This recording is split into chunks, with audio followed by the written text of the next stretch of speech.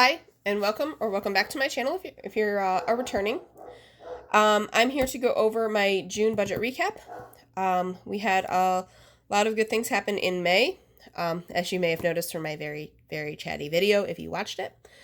But that being said, let's dive right in. So, because we were getting towards the end of my fiscal year, which is June 30th, I had a 5-cent variance on what I anticipated coming in. July, August, and September will be really, really odd because I'll have overtime in those months. So I won't be able to super nail down how much I'm bringing in. But I should have a decent estimate by the time it all rolls out. My husband, we estimated just shy of $5,900. He brought in he contributed $5,642.68. So he contributed less by about $250. We had anticipated just over $1,200. We brought over $1,500. So we brought in more by $289.36. Overall, our budget probably stayed fairly consistent. It was just the source of where we were pulling some things. We had estimated $10,466.60. We brought in $10,506.53.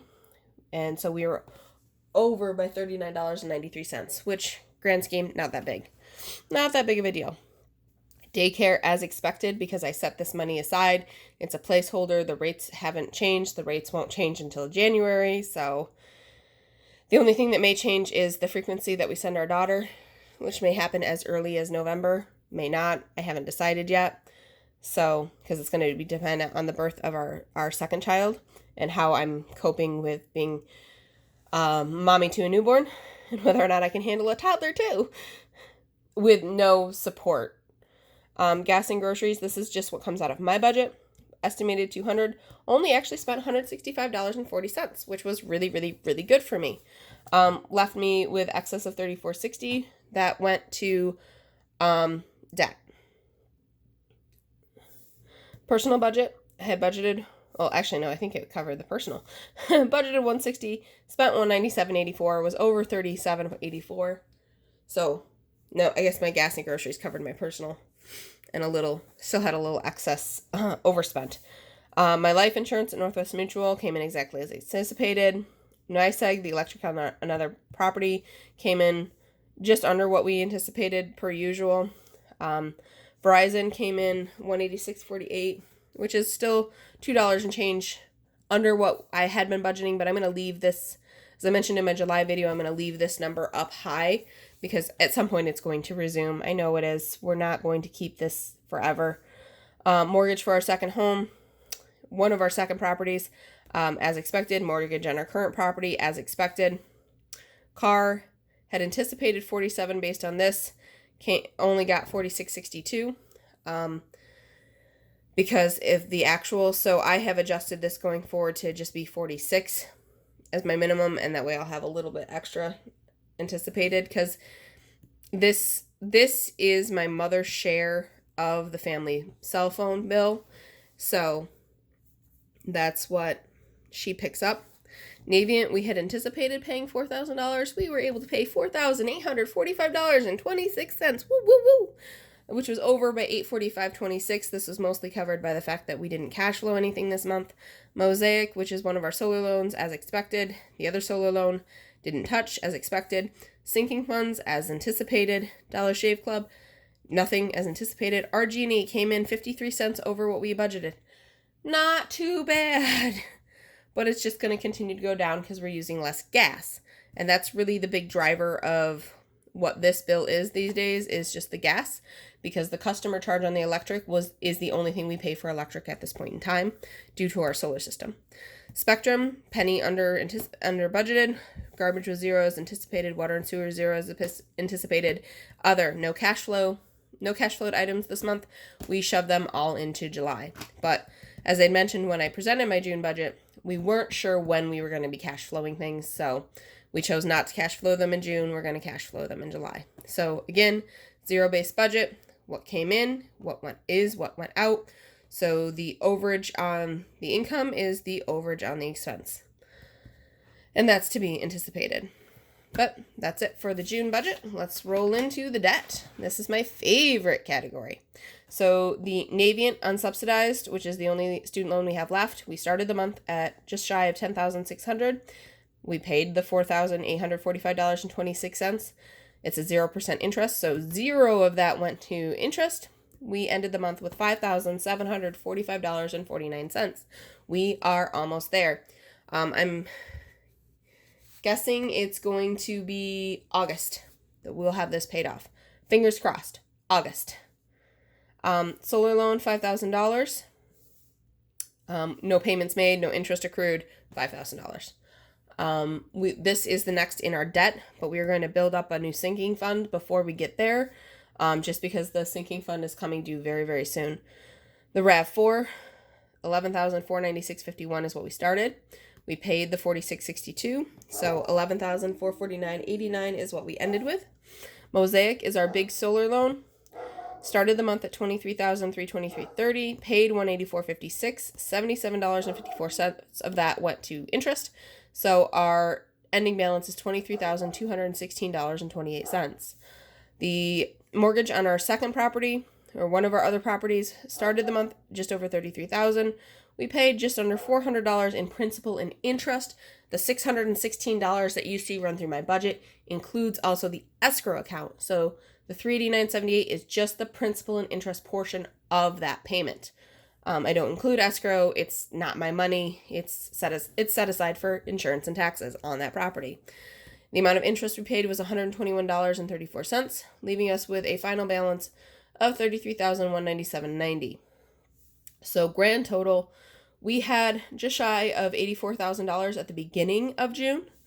We put cash out of $5,466.22.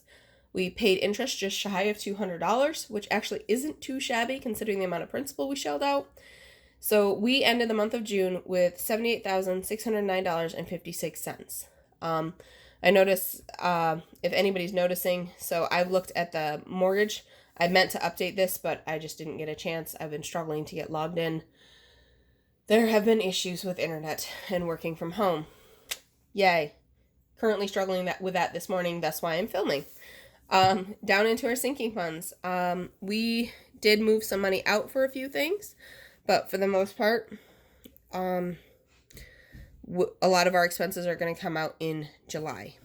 Prime, we contributed our normal plus interest.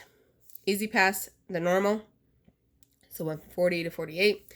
Insurance, we contributed our normal plus interest, bringing us to $745.27. Maintenance, we contributed our normal plus interest, leaving us with $1,705.